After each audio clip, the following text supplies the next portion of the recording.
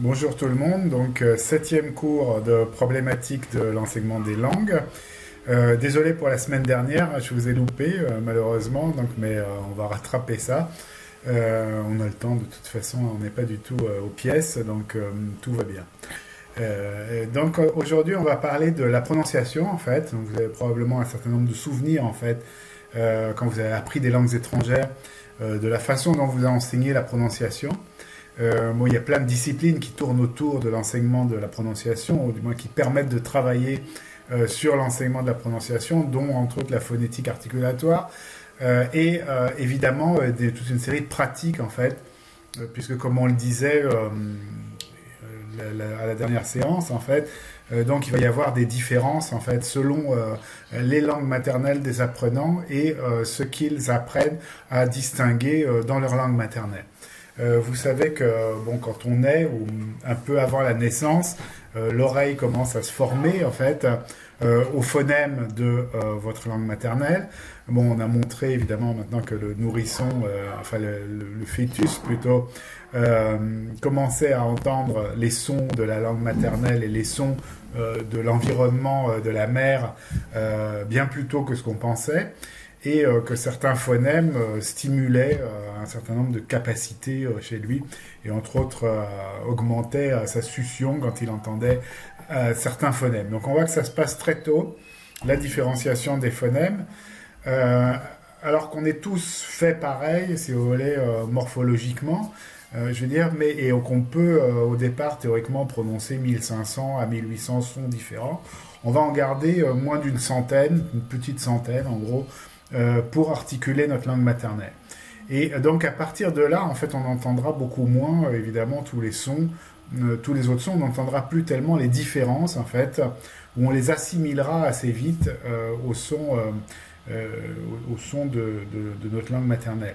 Comme par exemple, en arabe, vous n'aurez pas de distinction entre P et B, entre l'occlusive bilabiale sourde et l'occlusive bilabiale sonore, c'est l'occlusion, différence qui existe en français.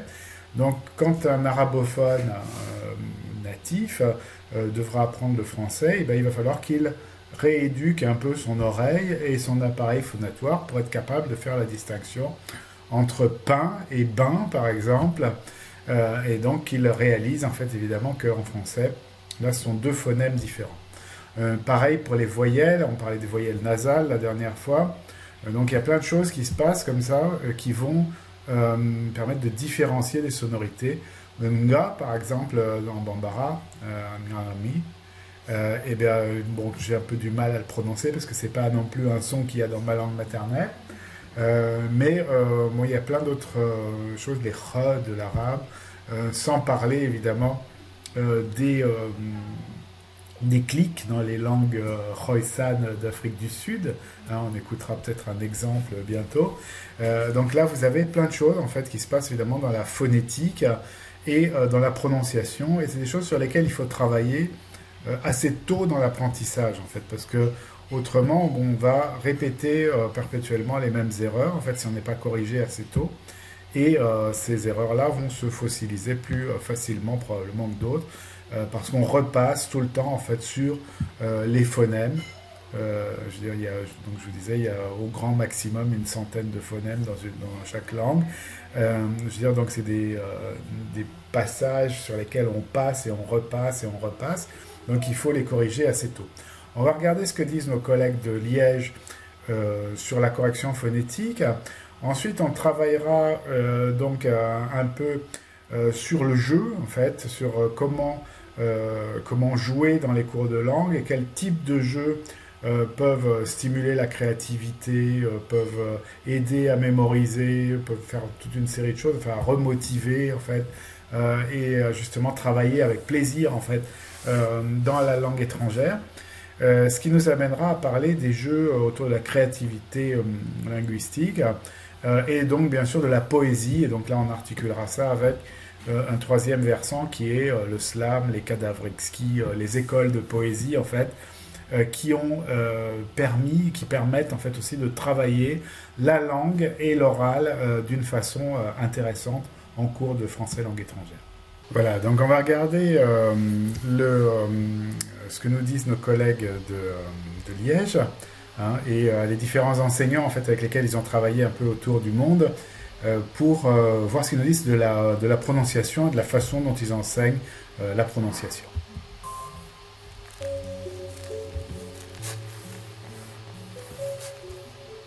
C'est une priorité, d'autant plus que dans les manuels de FLE en Flandre, on donne très très peu de place à ça. On travaille très peu activement la prononciation, la prosodie dans les manuels. Et donc, dès la première année de la formation, on essaye déjà de les familiariser avec le langage utilisé pour parler phonétique, phonologie et prosodie. Et donc, pour ce qui est application didactique, on leur donne des exemples de fiches didactiques que nous développons nous-mêmes et qui montrent à quel point on peut travailler activement, de façon proactive, la prononciation, l'articulation, la phonologie, la prosodie. Et ils essayent de le faire en place, là aussi un travail de conviction de leur part, de persuasion, parce qu'on le fait très peu d'office dans les classes de FLE. Très souvent, c'est considéré comme du temps perdu, voilà. Comme je travaille souvent avec les débutants, alors la place de la phonétique est vraiment centrale. Là, si je corrige quelque chose, c'est vraiment, au début, c'est uniquement la prononciation. On laisse l'écrit un peu à côté. Et là, pour les tchèques, parce que mes étudiants sont tchèques, il y a des sons que je sais déjà que ces sons vont être plus problématiques, par exemple les nasales, U, mais même la différenciation entre et, etc. Ça va déjà dépendre de leur niveau. Je vais peut-être être un peu plus scolaire avec les niveaux plus débutants. Nous allons voir notamment des unités distinctives de sons, on va étudier phonème par phonème et on va essayer de distinguer les sons très proches.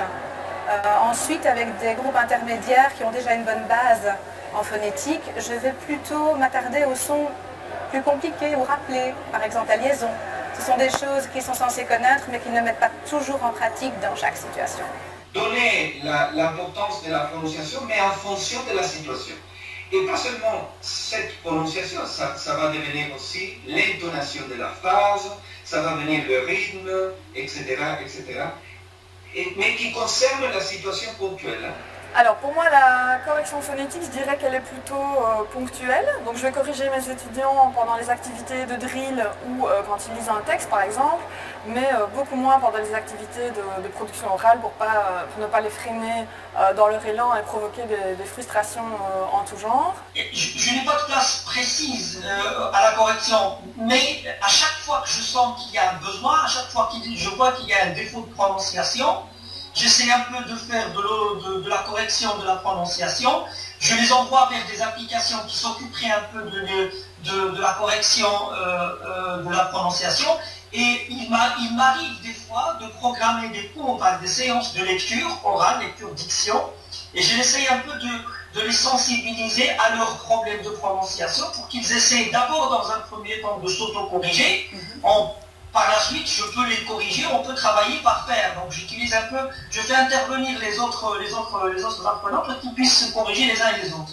En grand groupe, je ne fais pas de correction individuelle. Je peux reprendre les erreurs les plus fréquentes des apprenants en grand groupe.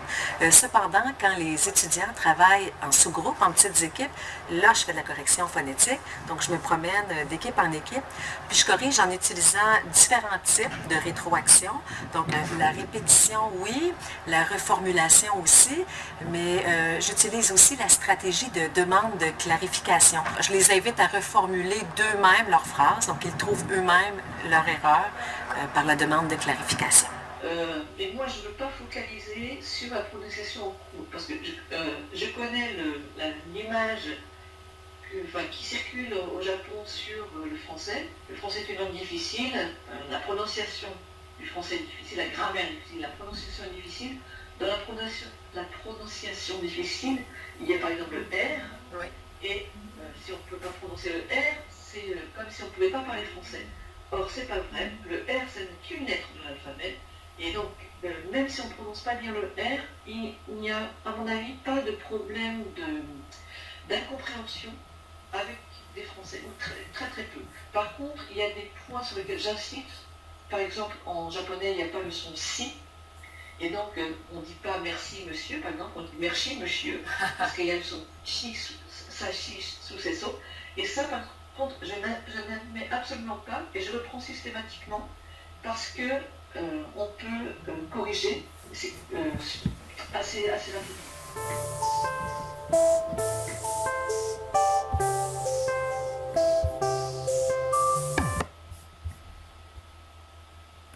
Voilà, donc vous voyez évidemment des choses que je vous disais du point de vue de la phonétique en fait, c'est-à-dire que les erreurs sont relativement prévisibles en fonction des systèmes phonologiques de la langue source et de la langue cible. Par exemple en tchèque, là donc évidemment Thomas Klinka nous donnait l'exemple des nasales en français. Donc ça, ce sera un problème pour beaucoup de langues sources. Hein. Mais même aussi la distinction entre les « et » ouverts et les « et » fermés. Et les « o » et les « o », hein, probablement, puisque là aussi, on est dans le même type de difficulté des voyelles du système vocalique du français, qui est vraiment très détaillé en fait. Donc pour le japonais, vous avez vu que là, on va avoir des difficultés à prononcer les R du français, les R, mais qu'effectivement, mentionné Melsi, c'est pas très gênant finalement, tous les Français comprendront.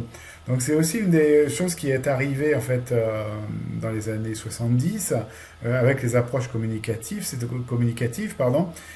qu'on a commencé à se dire qu'on n'allait pas chercher forcément chez les apprenants de français la prononciation d'un français natif, mais on va chercher à ce que ça n'entrave pas la communication. C'est-à-dire que la prononciation peut être teintée d'un accent étranger, il peut y avoir certains phonèmes qui ne sont pas réalisés complètement correctement.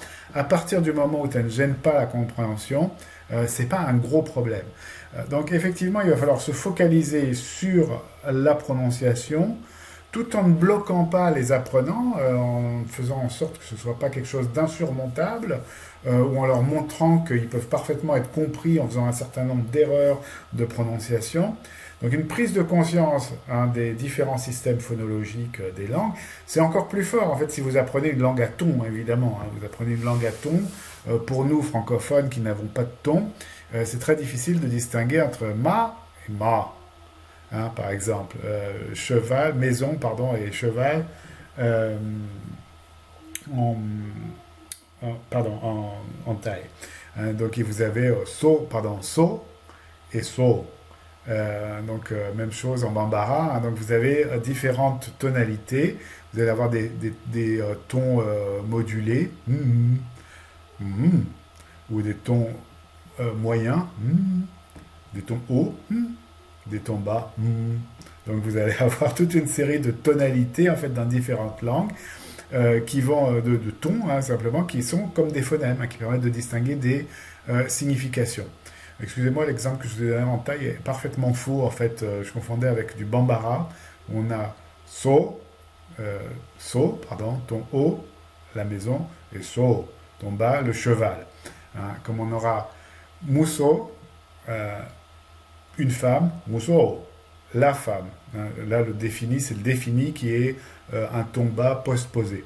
Donc on va avoir, vous voyez qu'on peut avoir des difficultés phonétiques et tonétiques très particulières dans certaines langues. Je veux dire, en français, le système vocalique, compliqué, un certain nombre de phonèmes difficiles à réaliser.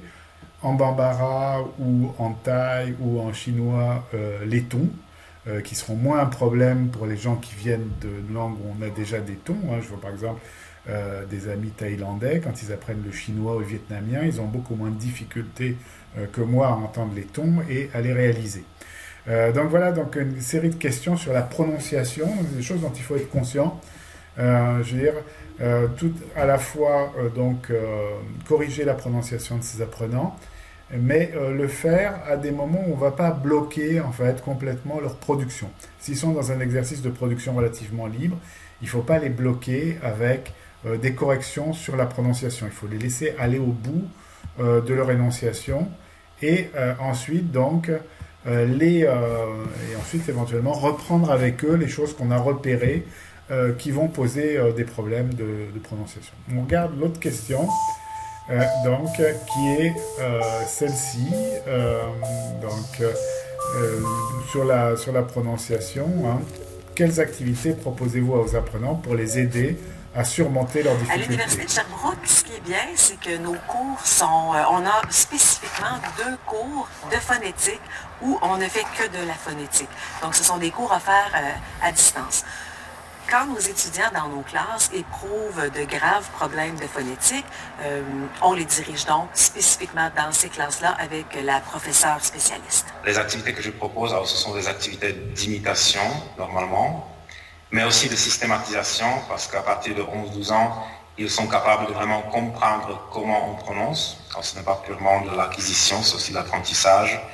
Et normalement, ça fonctionne. Et puis, à la faculté de pédagogie, là où j'ai déjà des étudiants plus avancés, j'insiste sur le lien entre l'oral et l'écrit. Par exemple, pendant les dictées, c'est vraiment une sorte de surprise pour mes étudiants quand ils comprennent qu'il y a une relation entre la prononciation et l'écriture. Par exemple, des lectures de petits paragraphes, Oui. ou carrément sur l'application prononciation. Oui. Je les envoie vers, par exemple, la prononciation d'un son, la prononciation d'un te, par exemple. Donc j'essaie un peu de travailler avec eux l'appareil phonatoire pour qu'ils puissent insister sur tel ou tel son pour qu'il soit suffisamment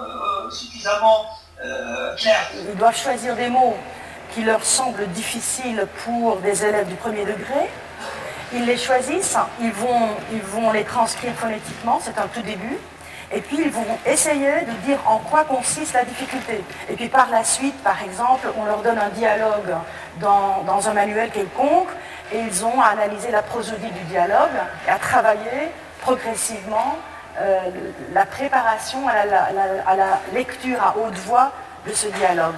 De différents types de discrimination, tout d'abord, mais également de phonographie. Je trouve que c'est très important au niveau de l'orthographe, notamment en B1, B1+, B2, d'arriver à associer l'orthographe au son qu'ils entendent. C'est parfois très difficile, notamment dans les profils langue seconde. Par ailleurs, j'ai aussi créé un module de phonétique que je présente à chacun de mes groupes et dans lequel je passe en revue tous les sons de la langue française avec leurs différentes graphies. Et à la fin, on fait quelques exercices de mise en pratique et aussi quelques virlangues pour rire un petit peu. Pas spécialement, non.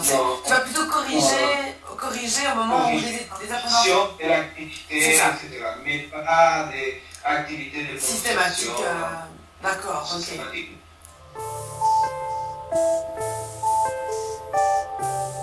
Voilà, donc vous voyez, sur les activités de correction en fait de la prononciation, il y a un certain nombre de choses à faire, évidemment, qui peuvent être assez systématiques et des fois éventuellement un peu ennuyeuses. D'ailleurs, quand vous repérez, comme dit Khalid, quand vous repérez par exemple qu'un élève va mal prononcer le T ou le O ou le O, vous allez le faire revenir en fait sur sa prononciation et éventuellement distinguer ce qu'on appelle des paires minimales, c'est-à-dire par exemple la paume, une pomme, pour distinguer le O et le O en français.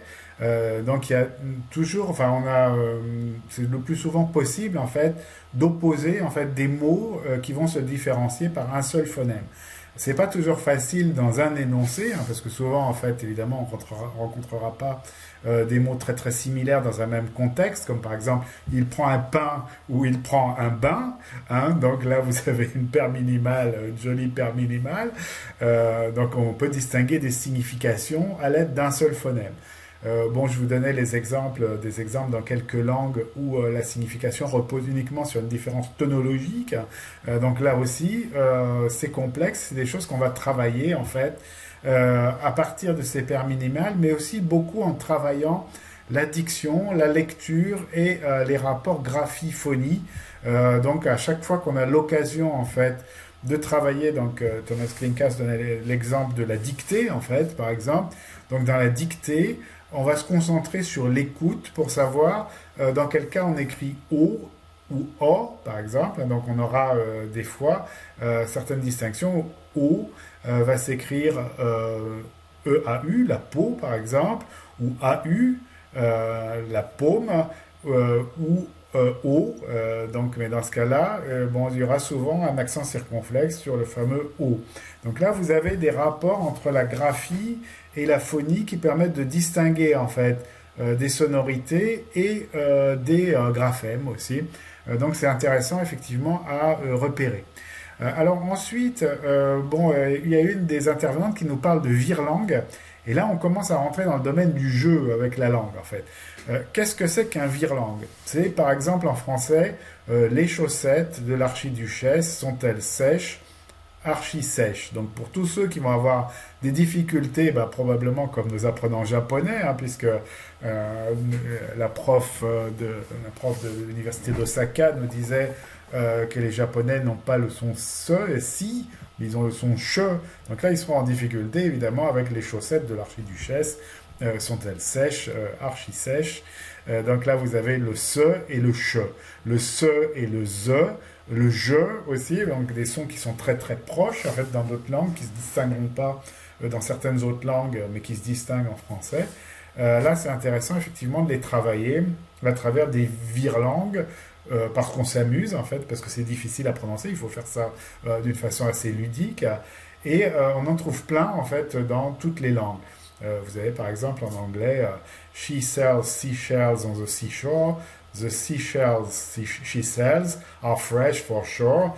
Donc vous avez le che aussi ici et le se qui s'opposent. Vous allez avoir plein de possibilités comme ça de travailler en fait avec des virelangues de la phonétique. Alors, il ne faut pas que ça devienne quelque chose qui crée de l'échec. Il faut arriver à dédramatiser ça à travers le jeu et à s'amuser en fait avec la phonétique et à bien être conscient évidemment que c'est pas la discipline essentielle. Je veux dire que bien souvent en fait on sera quand même compris même si on fait des erreurs phonétiques. Donc il faut arriver à le dédramatiser et à jouer avec dans la classe.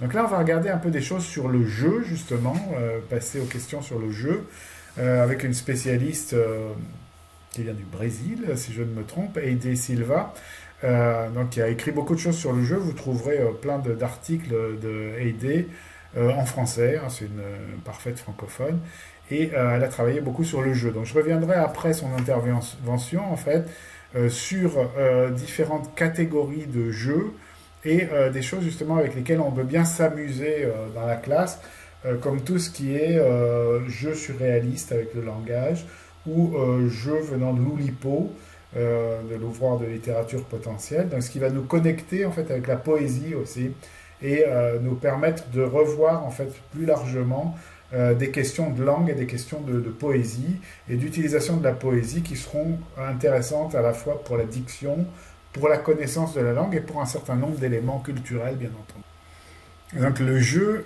entre idéalisation et diabolisation, qui ne rêve pas d'apprendre en jouant ou d'aider à apprendre de la sorte. En fait, on apprend tout le temps en jouant, en fait. C'est probablement le principal mode d'apprentissage pour les enfants. Quand vous les voyez jouer, en fait, ils apprennent des choses. Ils jouent à des jeux de rôle, ils jouent à faire comme les adultes, ils jouent à se placer, s'affronter, ils jouent à faire toute une série de choses qui leur permettent en fait d'apprendre plein de choses, et entre autres plein de comportements sociaux et plein de différenciations sociales. Donc le jeu, évidemment, c'est quelque chose de primordial en fait pour l'apprentissage. Et des fois, on l'oublie un peu quand on est dans la classe, parce qu'on a l'impression que c'est pas sérieux. Nombreux sont les enseignants qui sont séduits par l'idée d'introduire des jeux dans leur classe, mais combien d'entre eux y parviennent? Le jeu en classe de langue, est-ce bien sérieux? On va voir que c'est tout à fait sérieux, et que de plus en plus, en fait, on apprend à travers des jeux. Je vous ai montré, peut-être pas à vous, mais moi je pourrais vous les montrer éventuellement, le type de jeu que fait par exemple l'armée américaine pour apprendre les langues. Et vous verrez que tout ce qui est ce qu'on appelle maintenant serious games, en fait, sont vraiment des outils d'apprentissage. En fait, des outils où on simule un certain nombre de choses. Par exemple, même un simulateur de vol pour un pilote qui apprend à piloter. Eh bien, vous avez le même enjeu sur votre ordinateur, en fait. Et il peut être tout à fait réaliste et tout à fait exactement comme piloter un véritable avion. Et ce sont des choses qu'on utilise, évidemment, pour apprendre le pilotage, entre autres. Donc nous vous proposons d'écouter une première vidéo où Heide Silva explique pourquoi nous hésitons trop souvent à jouer et pourquoi c'est bien dommage. Elle va ensuite nous montrer à quel point la notion de jeu est polysémique. Prenez des notes pour pouvoir répondre au questionnaire. Donc on va regarder Heide Silva qui va nous présenter donc, ces questions de jeu, en fait, parce que comme je vous le disais, donc, c'est une grande spécialiste du jeu et il y a plein de conseils très concrets. Bonjour Heide Silva. Qu'elle va nous donner. Bonjour. Donc vous êtes professeur de didactique du français langue étrangère à l'Université nationale autonome du Mexique et votre recherche porte essentiellement sur les potentialités pédagogiques du jeu en classe de langue. Sur ce sujet, vous avez publié un livre et des dizaines d'articles. Vous avez animé plus de 200 ateliers pédagogiques à travers le monde entier et vous tenez le blog Le jeu en classe de langue qui a au compteur 1,5 million de visiteurs. Ce n'est pas rien. Alors, j'ai quelques questions à vous poser concernant le jeu et son intégration dans la classe de langue. Les enseignants en général et les profs de langue en particulier sont souvent attirés par le jeu, mais en même temps ils hésitent à l'utiliser. Est-ce que vous pouvez expliquer ce phénomène? Oui, mais je dirais que surtout en ce moment, une fois le XXIe siècle bien entamé, le jeu est une notion très à la mode, surtout en lien avec la gamification, l'unification, l'ubicisation, dans beaucoup de domaines, dont celui de l'éducation et par conséquent celui de l'enseignement des langues. On est attiré par le jeu, où on sent qu'il y a des potentialités pédagogiques et qu'il y a des choses intéressantes à explorer. Maintenant, il ne faut pas perdre de vue qu'en fait, le jeu a souvent été utilisé, a souvent attiré les professeurs, mais que c'est aussi une notion très riche et donc très polyvalente. Depuis très très longtemps, je dirais depuis l'Antiquité gréco-romaine, voire avant, le jeu a véhiculé des sens contradictoires qui font qu'il s'oppose très souvent au sérieux, au travail, à la productivité. Et en même temps, on est intéressé par lui. Déjà, à l'Antiquité, c'était les dieux qui pouvaient jouer et les enfants. Donc, c'est une notion problématique dans ce sens, parce que c'est une notion ambivalente.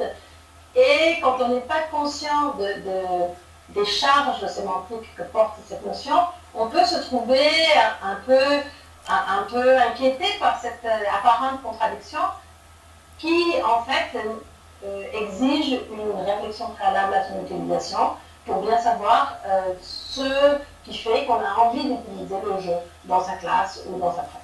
D'accord. Et qu'est-ce qu'il faut privilégier alors dans ce réseau tellement riche de significations auquel le jeu renvoie? En fait, avant de répondre à cette question, je souhaiterais évoquer très rapidement 4 grands domaines auxquels le jeu renvoie. Quand on parle de jeu, on peut parler de plein de choses, du jeu de l'amour et du hasard, au jeu d'un criminel se défendant au tribunal. Et donc, du coup, quand on parle de jeu, le plus souvent, on parle de 4 choses essentiellement. On peut parler soit du matériel de jeu, les poupées, les ballons, les plateaux de jeu d'échecs, etc. C'est les objets ou les éléments, puisque ça peut être aussi des mots ou des idées, les éléments avec lesquels on joue, ce avec quoi on joue. Maintenant, le même objet, par exemple un ballon, peut servir à jouer à plein de choses différentes. On peut jouer à un jeu libre sans règles préétablies, on peut aussi jouer au foot, on peut aussi jouer au tennis, on peut jouer à plein de jeux différents. Et donc ici, au-delà du matériel, il y a les règles que l'on suit, les structures que l'on se donne pour jouer, qui font qu'il est possible de savoir ce à quoi on joue. Nous allons donc parler du matériel et des structures. Je parle au pluriel de structures parce qu'il y a différents niveaux de structures, mais je n'entrerai pas dans le détail de cette explication-là.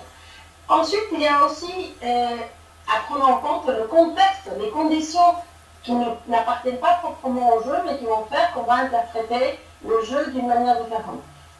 Culturellement, par exemple, si on voit un petit garçon avec un ballon de foot à la main, on va tout de suite penser qu'il va jouer au foot. Maintenant, si on voit un vieux monsieur ou un bébé, ou parfois même une petite fille avec ce même ballon, on ne fera pas directement la même association. On a culturellement des idées préconçues sur ce qu'est un jeu ou pas, et par exemple, les jeux de cartes ont souvent été associés au péché, au pari, au danger, alors qu'il y a des jeux de cartes tout à fait innocents. Mais le contexte culturel, le contexte physique, le contexte même temporel dans lequel se déroule un jeu peut avoir une incidence sur notre manière de percevoir ce que nous avons devant les yeux. Et ensuite, matériel, structure, contexte, nous avons aussi, et je réponds enfin à la question, l'attitude, c'est-à-dire la disposition intime d'esprit de celui qui joue, qui fait l'action, qu'on appelle jeu, et qui fait qu'il prend cela comme un jeu ou non. Il se peut, comme cela arrive très souvent, par exemple le foot, c'est un jeu, pour nous tous en général, mais quand les footballeurs professionnels sont en train de jouer, ils jouent, ils font l'action du jeu avec le matériel, le structure, le contexte, mais leur pensée n'est pas nécessairement très ludique. À l'époque ancienne de la Coupe du Monde de 94, je me souviens de la une d'un journal qui disait « Pour Fabien Barthez, le football est un jeu ». C'était la grande nouveauté parce qu'il disait « Même quand je suis sur le terrain, je continue à garder l'esprit libre, à prendre plaisir, etc. » Donc c'est cette attitude-là, faite d'implication, parce que je suis pleinement dans ce que je fais, j'ai envie que ça marche, je mets en place des stratégies, je m'intéresse à ce qui se passe, mais en même temps je suis capable de prendre une certaine distance, de ne pas m'angoisser outre mesure si quelque chose ne fonctionne pas, de me dire bon si je perds, de toute façon c'est pas grave, on pourra rejouer une autre fois, etc. Donc cette disposition faite d'implication et de distance, que certains psychologues, par exemple, associent aussi à des situations complètement différentes du jeu, mais qui permettent à quelqu'un d'être impliqué et distant à la fois, et donc de profiter pleinement de l'activité, qui font que le jeu est quelque chose de particulièrement intéressant pour l'éducation, et donc pour l'enseignement de la langue. Quand on a une attitude de jeu, on est prêt à explorer, on est prêt à s'investir et à dépenser de l'énergie, du temps, de l'énergie cognitive, on va dire, pour jouer. Et en même temps, on le fait avec l'esprit libre, détendu, qui permet de prendre les choses beaucoup plus calmement et en même temps, parfois de manière plus riche. D'accord. Et alors, concrètement, comment cette polysémie s'exprime-t-elle en classe de langue et plus particulièrement au moment où on aborde l'oral, le développement des compétences orales? Bien sûr. Donc, par rapport à l'enseignement-apprentissage des langues, le matériel, je pense que nous avons le privilège d'avoir une discipline qui permet le plus de variété. Parce que finalement, en classe de langue, on peut jouer avec tout. Avec la langue, bien entendu, et la langue, c'est des sons, c'est des mots, c'est des phrases, des textes, mais c'est aussi des idées, du langage corporel, on exprime des choses à travers son corps, la communication non verbale, il y a bien sûr les gestes, il y a tous les objets de la vie quotidienne qu'on peut imaginer. On peut jouer avec tout ce qu'on veut, tous les produits culturels, on peut aborder la langue et la culture. Donc on a une diversité de matériel extrêmement riche. Pour ce qui est des structures, on a à notre disposition aussi bien des jeux proprement pédagogiques, des jeux qui nous permettent par exemple de systématiser certaines notions de grammaire, etc. Mais on a aussi à notre disposition énormément de jeux du patrimoine. Je pense par exemple au mistigris, où il faut piocher des cartes du voisin jusqu'à ce que l'un, par les tout mesures, ne garde qu'une dernière carte et celui qui a perdu, etc. Et tous ces jeux du patrimoine nous offrent des structures de jeu que nous pouvons exploiter avec succès, que chacun pense au jeu qu'il pratique ou a pratiqué, du Scrabble au foot, et on peut toujours trouver une adaptation à ces jeux du patrimoine, en plus des jeux pédagogiques qui existent déjà. Pour ce qui est du contexte, je pense que c'est peut-être l'un des défis principaux, parce qu'en général, quand on parle en tant qu'enseignant du jeu dans la classe de langue, c'est justement dans la classe qu'on va faire une exploitation formelle du jeu, et le contexte formel d'exploitation d'un jeu n'est pas toujours le plus favorable. Parfois, dans certains pays, les chaises sont glissées au sol, l'espace n'est pas très grand, on a peur que les apprenants bougent dans la salle, etc. Donc, il est important, dans le contexte, nous, en tant qu'enseignants, de faire en sorte que l'espace physique soit le plus adapté possible. On peut aussi sortir parfois de la cour ou faire des ajustements dans la règle du jeu pour tenir compte des contraintes physiques et temporelles aussi, bien sûr. Il y a même des contraintes du type, avant mon cours de français ou d'une autre langue, qu'est-ce que les étudiants ont fait? Est-ce qu'ils viennent d'un cours d'éducation physique, où ils vont être fatigués et en même temps excités, ça va être difficile de les calmer, ou est-ce qu'au contraire ils viennent de 3 heures d'examen, ils sont un peu plombés, ils ont besoin d'être un peu réveillés. Donc le contexte et tout ça, et dans ce sens, je pense qu'en tant qu'enseignant, on peut veiller à créer un contexte physico-temporel favorable, mais aussi une ambiance, ça c'est très très important, une ambiance de détente, une ambiance de confiance, où les apprenants vont pouvoir justement faire émerger cette attitude positive, détendue et impliquée que l'on souhaite faire émerger parce qu'elle est associée justement à la motivation, au plaisir et à tous les avantages le plus souvent associés au jeu qui ne sont pas automatiques, qui peuvent effectivement être associés au jeu, mais rien ne garantit qu'ils vont apparaître si on ne tient pas compte des différents niveaux de référence du jeu. Donc je crois que l'attitude c'est très important parce que le jeu permet d'accepter de prendre des risques en sachant que le risque n'est pas en soi quelque chose de négatif et donc de faire usage de la langue et du langage, donc du langage non verbal par exemple, avec beaucoup plus de liberté, beaucoup plus de motivation et donc a priori avec beaucoup d'énergie.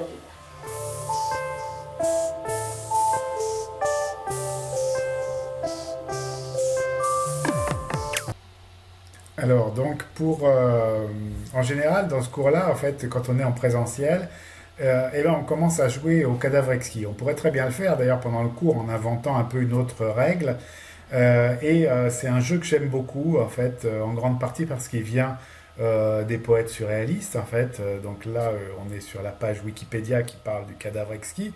Moi, c'est un jeu que j'utilise, en fait, pour travailler sur la syntaxe, sur le métalangage aussi, sur les catégories de différents mots, en fait, de catégories grammaticales, et ensuite sur l'accord des verbes. Et évidemment, c'est un jeu aussi qui a une forte valeur poétique, avec lequel on peut imaginer quantité de prolongement. Donc la technique, en fait, est simple, hein. C'est ce que les surréalistes appelaient la technique des petits papiers, en fait.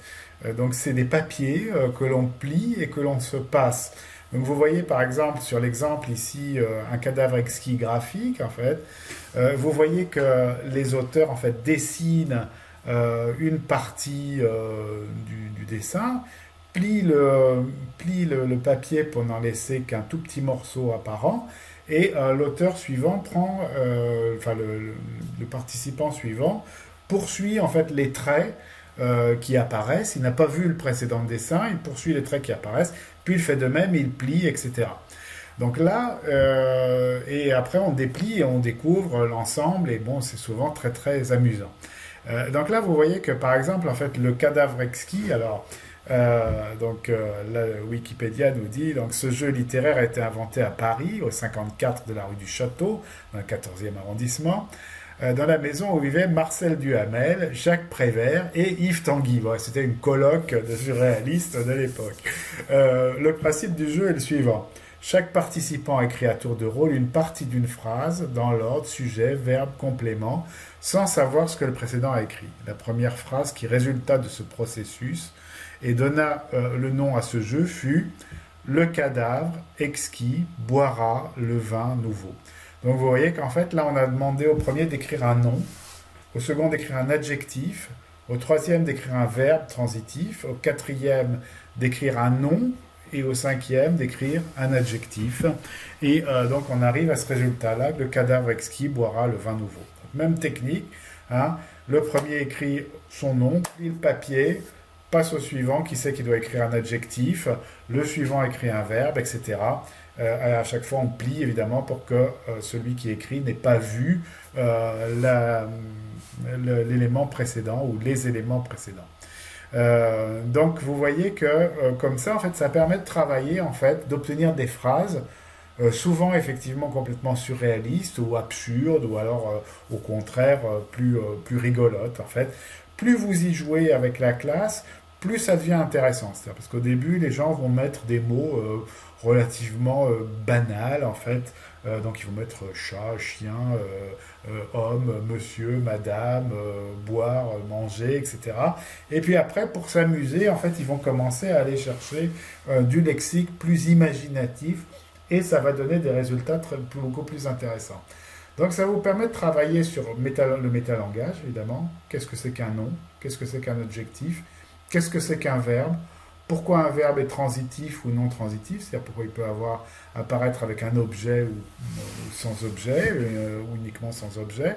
Hein, vous voyez, donc ça donne des résultats intéressants qui permettent de travailler la syntaxe, l'accord des verbes, l'accord des adjectifs avec le nom, etc. Donc c'est très très drôle, très très amusant à faire et on peut le poursuivre évidemment en collant plusieurs cadavres exquis les uns derrière les autres pour faire un petit poème ou en essayant d'utiliser le premier cadavre exquis qu'on a composé comme amorce pour composer un poème. Donc c'est tout à fait faisable. Donc vous voyez qu'en fait ça participe de l'idée qui vient des surréalistes et puis qui continuera avec l'Oulipo, que c'est à travers la contrainte, en fait, à travers un certain nombre de règles du jeu, qu'on arrive à stimuler la créativité en fait. On verra que dans l'Oulipo, donc courant non pas linguistique mais artistique, Oulipo ça veut dire ouvroir de littérature potentielle. On regardera aussi tout à l'heure ce que c'est exactement un peu plus en détail. Donc dans l'Oulipo, on va avoir aussi des contraintes comme ça qui vont s'appliquer et qu'on peut utiliser dans la classe. Par exemple, j'ai fait ça en Mauritanie avec des élèves de l'université. En fait, on a participé à la rédaction d'un ouvrage collectif où il fallait faire des poèmes. Alors le premier vers du poème, c'était par exemple un nom, un adjectif, un nom, un adjectif. Après, une phrase complète structurée d'une manière particulière. Ensuite, on reprenait un nom, un adjectif, etc. Donc ça donnait une rythmique en fait au poème, un peu comme dans ce qu'on va voir tout à l'heure avec le slam, hein, et qui permettait en fait de structurer, en fait, de stimuler la créativité des élèves. Donc c'est des choses très intéressantes du point de vue aussi du point de vue diction, du point de vue travail global sur la langue. Alors on reviendra peut-être sur les questions de jeu en fait, parce qu'on va voir que tout ce qui est jeu en fait est très très vite investi par la pédagogie. En fait, on va voir que par exemple actuellement l'armée américaine fait des jeux sur le modèle des jeux vidéo extrêmement populaires comme Doom, etc. Pour arriver en fait pour utiliser ces jeux comme élément d'enseignement des langues. On regardera tout à l'heure un petit clip de l'armée américaine pour vous donner une idée en fait de ce qui peut se faire maintenant. Alors évidemment là ça demande beaucoup plus de technologie que nos petits papiers, mais ce qu'on peut faire actuellement en fait comme type de jeu pour apprendre une langue étrangère. Alors, je vais vous parlais à l'instant de l'Oulipo, donc ça, vous pourrez chercher un peu par vous-même, en fait, sur l'Internet, différentes manifestations de l'ouvroir de littérature potentielle. Hein. Donc ici, vous avez dans Todd Cursus, donc un site assez sérieux, en fait, de littérature plutôt académique et pédagogique. Hein. L'Oulipo est l'ouvroir de littérature potentielle, créé en 1960. Ce groupe de poètes, continue d'exister et de créer. En fait, d'ailleurs, Bernard Cerchiglini, donc l'ancien directeur de l'Agence universitaire de la francophonie, était un oulipien, justement, un membre de cet ouvroir de littérature potentielle. Hervé Letellier, qui vient d'avoir le prix Goncourt, est aussi un membre de l'Oulipo. Donc c'est un courant en fait qui a plus de 60 ans maintenant, mais qui continue en fait à se renouveler en fait en tant que groupe et à intégrer des nouveaux membres. Donc le point commun des Oulipiens, c'est construire leur œuvre à partir de contraintes, et donc ça c'est ce qui nous intéresse. Hein. On a vu donc là tout à l'heure, en fait, on a parlé brièvement des contraintes autour de la poésie, donc des contraintes sur la métrique ou sur la structure des phrases qu'on va utiliser à l'intérieur des poèmes, ou les contraintes de rime, hein, ou les contraintes de versification. Hein, je veux dire, donc vous allez pouvoir vous amuser beaucoup avec une classe, en fait, avec ces questions-là. Alors évidemment, après, il y a des choses plus mécaniques, en fait. Donc là, j'aime beaucoup cet exemple-là, qui est de Raymond Roussel. Hein. Donc Raymond Roussel va utiliser deux phrases qui vont varier par une seule lettre, en fait, qui seront le début et la fin d'un roman. C'est le roman qui s'intitule Impression d'Afrique. Et donc le premier était les lettres du blanc sur les bandes du vieux billard formaient un incompréhensible assemblage. Et donc là, le blanc, c'est le blanc qu'on utilise pour pour rendre moins glissante le bout des queues de billard, hein, quand on joue au billard, vous savez, c'est parfois bleu hein, maintenant, donc qu'on utilise ici comme craie pour écrire sur les bandes, donc sur les bords du dit billard. Hein, donc évidemment tout ça c'est un peu tiré par les cheveux, mais c'est ça qui rend les choses amusantes. Et les lettres du blanc sur les bandes du vieux pillard, donc là ça va être en fait les lettres d'un homme blanc sur les bandes d'un vieux pillard, d'un vieux pirate en Afrique. Donc tout le jeu va consister à écrire un roman qui va se dérouler entre ces deux phrases en fait, et c'est ces deux phrases qui vont fournir complètement l'intrigue. Dans la première, lettre était pris dans le sens de signe typographique, blanc dans le sens de cube de craie, et bande dans le sens de bordure. Dans la seconde, lettre était pris dans le sens de missive, donc des lettres comme commençant par cher monsieur et finissant par bien cordialement à vous. Blanc dans le sens d'homme blanc, et bande dans le sens de horde guerrière. Donc vous voyez qu'en fait, là c'est une manière de s'amuser aussi avec la polysémie des termes, et donc tout ce qui est au jeu avec le langage. Il lui a suffi ensuite d'écrire le livre entre ces deux phrases. Et effectivement, vous ne remarquez pas au départ que le livre en question est complètement dicté par ces deux phrases complètement baroques en fait. Et vous pouvez très bien avoir l'impression que c'est un livre sur l'Afrique qui s'appelle Impression d'Afrique, qui relaterait un voyage plus ou moins onirique en Afrique. Donc là, vous avez plein de choses comme ça. La contrainte maximale étant celle du lipogramme pour Georges Perec, qui va écrire tout un livre qui s'appelle La disparition, sans utiliser une seule fois la lettre E, qui est pourtant la lettre la plus fréquente du français. Donc vous voyez, dans le titre, il n'y a pas de E, la disparition, et dans tout le corps du texte du livre, il n'y a pas de E. Donc c'est une contrainte assez maximale.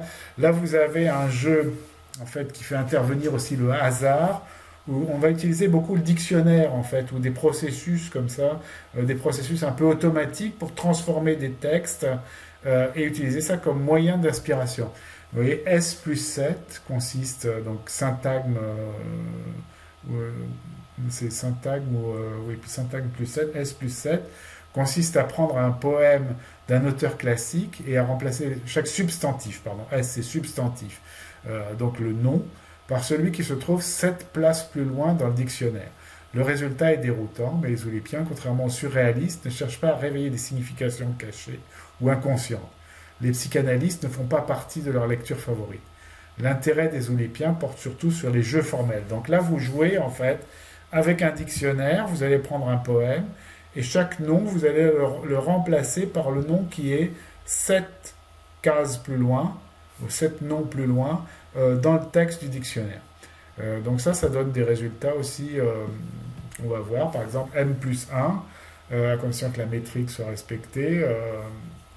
Voilà, donc vous avez, pour faire émerger aussi un sentiment d'absurde sur une syntaxe impeccable, les Oulipiens fusionnent des proverbes pour en faire des perverbes.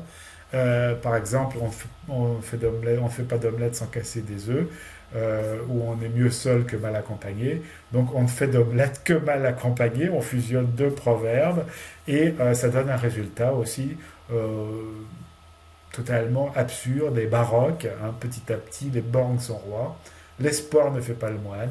Vous reconnaissez en fait les proverbes, et les proverbes étant quelque chose qui est censé incarner une certaine forme de sagesse en fait.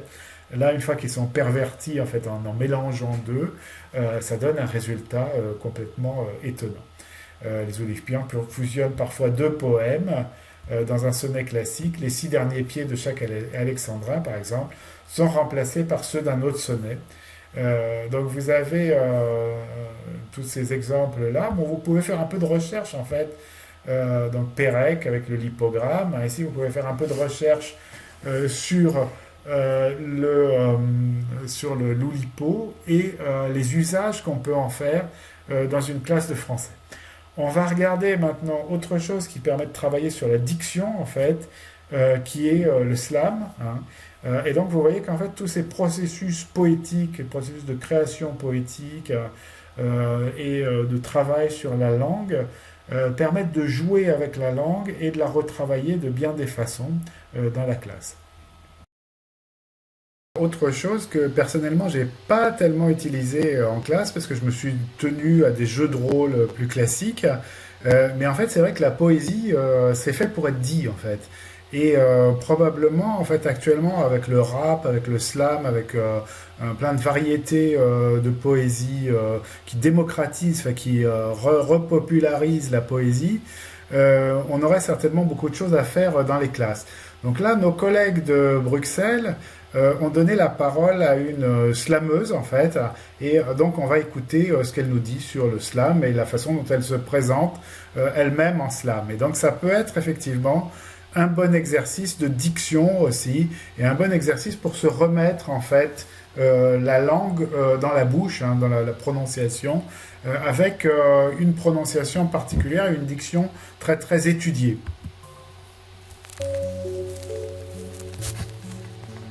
Je m'appelle Lisette, Lisette Lombé, Lombé à Lombé, fille de Claire, Monique Degelet et de Jean-Marie Lombé Yangon, conçue à Kinshasa, née à Namur, 30 août 1978.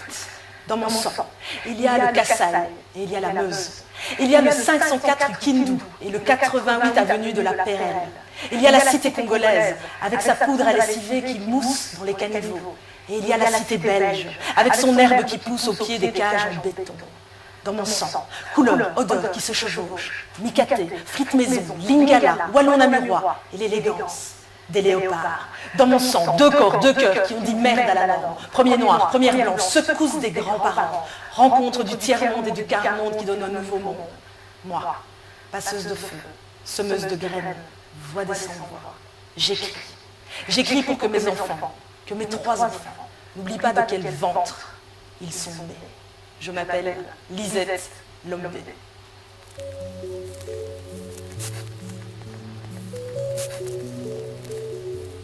Pour moi, le slam, c'est une manière démocratique de partager de la poésie qui a été impulsée dans les années 80, milieu des années 80, par Mark Smith à Chicago, dans un bar, sous forme de tournoi poétique, de joutes poétiques, avec des règles très simples. Je dois avoir écrit mon texte.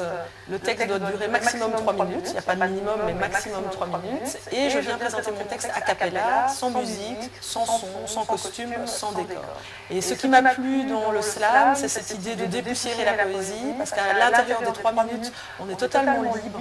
Je peux utiliser des rimes, comme je peux utiliser de la prose, je peux proposer un sujet intimiste, comme je peux proposer un sujet sociétal. Et au niveau de la rythmique, je peux avoir un flow très rapide, façon rappeur, façon mitraillette, comme je peux travailler sur les silences, comme un conteur ou comme une conteuse. Donc ça, pour moi, c'est important, cette liberté qui offre plein de visages à la poésie. Et puis l'autre chose qui est importante pour moi dans le slam, c'est les valeurs qui sous-tendent le projet, des valeurs de démocratisation de la culture. Le slam, les soirées, c'est gratuit, c'est prix libre. Il y a une répartition égalitaire du temps de la parole, donc c'est 3 minutes pour tout le monde, qu'on soit grand poète, édité ou qu'on vienne pour la première fois sur scène. Et puis aussi, il y a cette participation du public. Le public, parfois, est jury, met des points, applaudit. Il n'est pas là simplement comme consommateur, comme spectateur. Puisqu'en plus, il y a cette belle énergie, cette belle circulation dans les scènes slam. Tantôt, je suis là, assis sur ma chaise, j'applaudis, et puis je sais que dans une demi-heure ou dans une heure, c'est moi qui vais monter sur scène. Si tu veux, quand tu écris un texte, soit il reste dans ton tiroir, dans ton intimité, ou soit tu décides que c'est un texte écrit, et par exemple, tu peux même l'envoyer à un éditeur, mais il va prendre le temps long de l'édition, le temps que ça arrive chez l'éditeur, que ce soit relu, que ça se transforme en livre, et que ça soit découvert par exemple par un lecteur, par une lectrice, que tu ne rencontreras peut-être jamais. C'est un temps très long. Moi j'appelle ça un temps froid. Là c'est mon temps de l'intimité, là c'est un temps long, un temps froid. Et la particularité du slam, c'est que tu vas écrire un texte pour le partager. Tu sais que tu vas le partager. Et tu sais que tu vas le partager dans un micro ouvert, dans une scène ouverte, qui sont organisées mensuellement. Donc tu vas le partager assez rapidement. Donc il y a quelque chose qui justifie que ton écriture ne reste pas dans un tiroir, ou qu'elle ne prenne pas le temps long de l'écriture. Tu sais qu'elle va passer dans ta bouche, que tu vas devoir l'incarner dans ton corps, que tu vas la partager avec un public assez rapidement. Donc moi j'appelle ça urgence de dire. Et finalement, l'engagement dans les textes de slam, il est là. Il y a quelque chose qui bouillonne tellement fort à l'intérieur de toi, alors pas spécialement de la colère, ça peut être quelque chose de joyeux, mais il y a quelque chose qui bouillonne tellement fort à l'intérieur de toi qu'il va de manière impérieuse devoir s'exprimer par ta bouche. Moi, c'est l'urgence de dire qui est propre au texte de slam.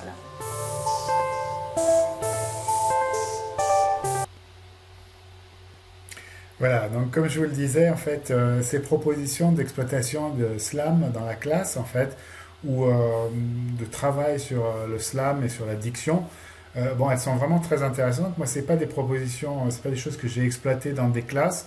Peut-être parce que je suis pas encore de la génération du rap et du slam, même si des gens comme MC Solar ou Joe Star commencent à avoir mon âge, à peu de choses près. Donc j'ai malheureusement pas d'expérience directe en fait à partager avec vous.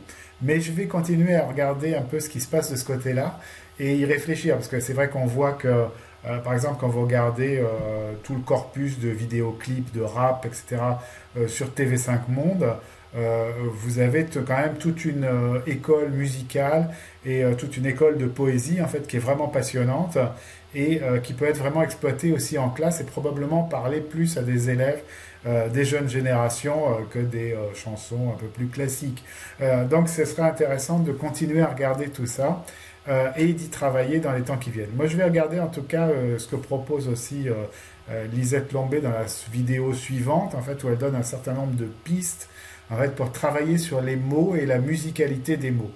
Donc ça aussi, c'est un bon exercice, en fait, certainement pour améliorer la diction des élèves et travailler avec eux d'une manière qui dédramatise la prise de parole ou qui leur permet un engagement plus fort dans leur prise de parole. C'est comme toujours toutes ces activités-là, que ce soit aussi le théâtre, bon, les jeux de rôle de nature théâtrale ou ici le slam. Ça va permettre probablement de prendre confiance en soi aussi et d'être plus à l'aise après quand il faudra prendre la parole en public ou même prendre la parole dans des situations plus ou moins formelles. Voilà.